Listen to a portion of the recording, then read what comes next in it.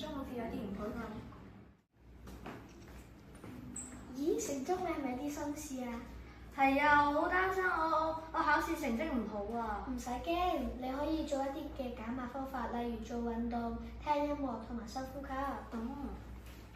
其實提早溫習都好重要，有準備就唔使過於擔心啦。嚟啊，我哋一齊做啲運動放鬆下。好啊。大家好，我係通運動校，今日我會教你哋七式減壓操。第一式伸展，第二式深呼吸，第三式拍肩，第四式甩手，第五式踏步，第六式微笑，第七式互相拍手。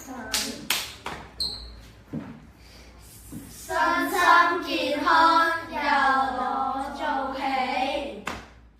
雖然身體健康好重要，不過心靈健康都一樣重要㗎。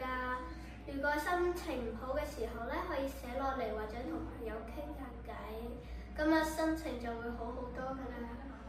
哦，原來除咗做運動，仲可以用其他心靈方法嚟解壓。我而家覺得好好多啦。人健康唔單止係身體健康，仲包括心理同埋人際關係。我哋要互相支持，互相發聲。準備好自己，減少壓力。多做運動，保持活力。照顧心靈，保持快樂。全人健康由我做起。大家可以去做下香港紅十字會嘅呢個3分鐘心理健康小測試㗎。我哋可以關心下自己嘅心理健康。